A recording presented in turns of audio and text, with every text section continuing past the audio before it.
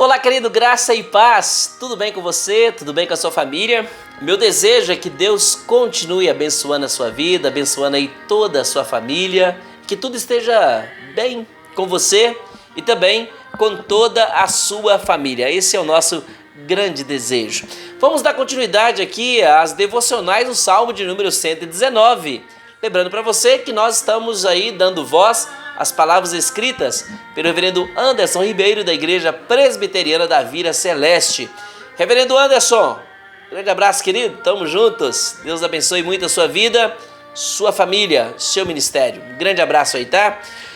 Queridos, hoje nós vamos meditar na porção do versículo de número 89 ao 96. Salmo de número 119, do versículo de número 89 ao 96. Nessa porção, o reverendo Anderson dá o tema: Tua lei, meu prazer na angústia. Esse é o tema: Tua lei, meu prazer na angústia.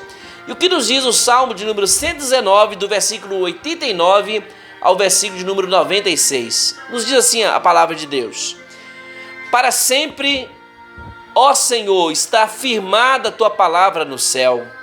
A tua fidelidade estende-se de geração em geração. Fundaste a terra e ela permanece. Conforme os teus juízos, assim, tudo se mantém até hoje. Porque ao teu dispor estão todas as coisas. Não fosse a tua lei ter sido o meu prazer, há muito já teria eu perecido na minha angústia. Nunca me esquecerei dos teus preceitos, visto que por eles me tens dado a vida. Sou teu, salva-me, pois eu busco os teus preceitos. Os ímpios me espreitam para perder-me, mas eu atento para os teus testemunhos. Tenho visto que toda perfeição tem o seu limite, mas o teu mandamento é ilimitado.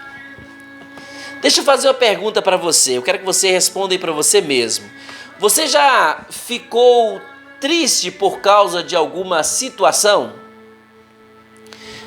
As incertezas do momento atual, da pandemia, têm te deixado aí angustiado? Ficar triste é uma situação que todos estamos sujeitos, todos nós.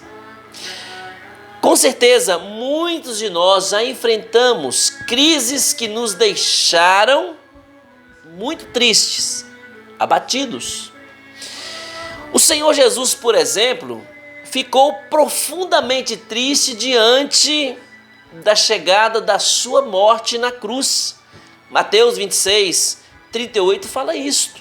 Ele dizendo: estou profundamente triste. Que atitude tomamos quando ficamos tristes diante de alguma situação? Qual é a atitude que você tem tomado diante da sua tristeza, diante de alguma situação? Às vezes podemos tentar diversas alternativas para poder melhorar o nosso quadro. Este não é um quadro fácil de se mudar. Há quem sugira, por exemplo, talvez você já até ouviu alguém dizer assim: o que eu faço é não ficar pensando muito no problema. Já viu alguém dizer assim? O que você faz? Eu não fico pensando muito nos problemas, pronto, vou levando a vida. Mas como não pensar em algo que está afetando diretamente a sua vida? Como não pensar? Como esquecer, por exemplo, que você está enfermo? Não tem jeito. Ou que você está enfrentando a perda do trabalho, ou de um ente querido, da pandemia do coronavírus. E aí? Como não pensar? Paulo mostra a sua atitude, e a gente aprende muito com o apóstolo Paulo também. Paulo diz assim: olha, em tudo somos atribulados, porém não angustiados. Ele diz mais: perplexos, porém não desanimados. Ele diz isso na segunda carta aos Coríntios, capítulo 4, versículo 8. Em nosso texto, o salmista mostra que mesmo em meio à tribulação, a palavra do Senhor é o seu prazer. E por isso ele não pereceu na sua angústia. Assim, na angústia podemos ter prazer na palavra de Deus para também não sucumbirmos. Vejamos o ensino do salmista. O que o salmista nos ensina? Primeiro, o que está firmada no céu? O que está firmada no céu? Olha aí o versículo de número 89. Ele diz a palavra de Deus. O versículo de número 89 diz: para sempre, ó Senhor, está firmada a tua palavra no céu. Primeiramente, temos que a palavra de Deus está firmada. Primeiro, ela está firmada. No versículo de número 90, o salmista diz que as gerações têm constatado a fidelidade da palavra do Senhor. Ele diz assim no versículo de número 90: a tua fidelidade estende-se de geração em geração, fundaste a terra e ela permanece. Ela não falha e permanece para sempre. Assim é a palavra do Senhor. Jesus diz isso em Mateus capítulo 5, 18. Ele diz que nada deixará de se cumprir e tudo que está escrito tem se cumprido e se cumprirá cabalmente. Olha o que o Senhor Jesus diz em Mateus 5,18. Ele diz assim: porque em verdade vos digo, até que o céu e a terra passem, nenhum i ou um tio jamais passará da lei, até que tudo se cumpra. Em Gênesis capítulo 3, 15, você vai lembrar, é importante trazer essa lembrança, nós vimos ali no início da história da humanidade, Deus prometeu que enviaria o descendente da mulher que esmagaria a cabeça da serpente. E isso ocorreu, meu querido, com a vinda do Senhor Jesus. Deus cumpriu a sua palavra. Em segundo lugar, o salmista diz que a palavra está firmada no céu. Isso quer dizer que a sua origem está em Deus e Ele mesmo é quem a sustenta. O apóstolo Pedro confirma isso dizendo o seguinte: nenhuma profecia da Escritura provém de particular elucidação. Entretanto, homens santos falaram da parte de Deus. Pedro vai dizer isso na sua segunda carta, no capítulo 1, versículo de número 20 e 21. Ela não precisa de nenhum testemunho humano para confirmar sua autenticidade, origem e veracidade, pois ela mesma, por si só, confirma isto. Que interessante, a própria palavra se confirma. Você crê como o salmista que a palavra de Deus está firmada no céu? Então, querido, tenha sempre um coração aberto para recebê-la e atender ao seu ensino. Segundo, como todas as coisas se mantêm, conforme o versículo de número 91, o salmista diz, conforme os juízos de Deus. Ele diz assim no versículo de número 91, conforme os teus juízos, assim tudo se mantém até hoje, porque ao teu dispor estão todas as coisas. O salmista está dizendo que os movimentos dos corpos celestes, os tempos, as estações, os dias, se mantêm através da palavra do Senhor. Depois de um dia, segue-se a noite, uma estação após outra, leis fixas que regem a química, a física, etc, etc.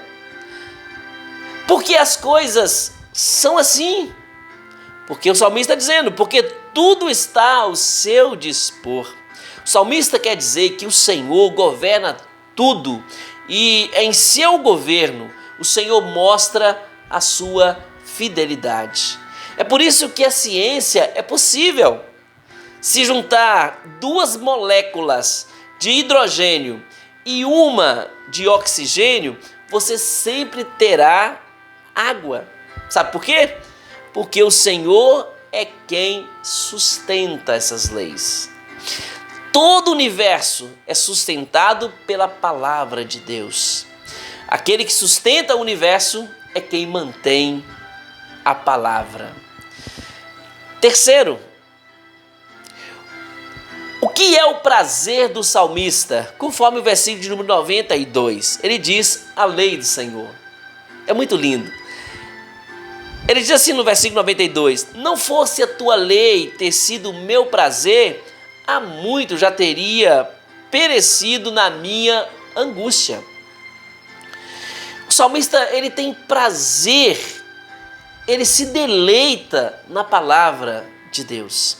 Ao ler a palavra, o salmista é levado a pensar em Deus, na sua bondade, na sua misericórdia, na sua fidelidade e em suas promessas. E isto faz, sabe, com que ele tenha alegria. Isso traz alegria ao seu coração. É isso que ele está dizendo. Ele diz que se não fosse esse prazer na palavra, ele teria perecido na sua angústia. Isso quer dizer, querido, que a angústia o teria levado à morte. Por isso, ele diz que nunca se esquecerá da palavra de Deus, pois através dela o Senhor lhe concede vida. Uma pergunta para você, bem simples, para você responder aí para você mesmo. Nas tribulações da sua vida, você tem recebido ânimo, força e vida na palavra de Deus? Querido, tenha prazer na palavra de Deus e ela te trará um novo ânimo, uma nova disposição, ela te trará vida. Por último, quarto, como o salmista vê o mandamento? Conforme o versículo de número 96, ele diz aí, ilimitado. Olha a expressão do salmista. Tenho visto que toda perfeição tem seu limite. Aí ele fala, mas o teu mandamento é ilimitado. O salmista reconhece o alcance da palavra de Deus, que ela é capaz de dar respostas para toda e qualquer situação e em qualquer época. O apóstolo Paulo diz que a Escritura é útil para o ensino, para a repreensão, para a correção e para a educação na justiça, a fim de que o homem de Deus seja perfeito e perfeitamente habilitado para toda boa obra. Paulo diz isso na segunda carta dele a Timóteo, no capítulo de número 3, versículos 16 e 17. Você encontra na Escritura ensino, sabe, diversos para o nosso relacionamento entre cônjuges, entre pais e filhos, entre patrões e empregados, e etc, etc. Eu pergunto de novo para você, você tem buscado instrução na palavra de Deus para fazer o que ela lhe ordena? Você tem tido prazer na palavra de Deus? Olha, eu quero que você entenda isto. É quando você tem prazer na palavra de Deus, somente assim, é que você não vai se sucumbir diante das aflições da vida, diante das angústias da vida. É assim que não sucumbimos na angústia, quando nós temos prazer na palavra. Eu quero dizer para você, meu querido, este salmo nos ensina a amar a palavra de Deus, a ter na palavra de Deus o nosso prazer e o nosso consolo. Diante das angústias, diante dos sofrimentos, diante das tribulações, vamos nos apegar mais à palavra, vamos ler mais as Escrituras, vamos meditar mais, vamos crescer no conhecimento da palavra, vamos amar esta palavra e o Deus desta palavra. Querido, que Deus abençoe muito a sua vida. e que esta mensagem possa fazer parte da sua vida, possa ficar gravada aí no seu coração. Esse é o meu desejo. Deus abençoe muito a sua vida e abençoe com você e toda a sua família. Um grande abraço para você. Fique na paz, fique com Jesus.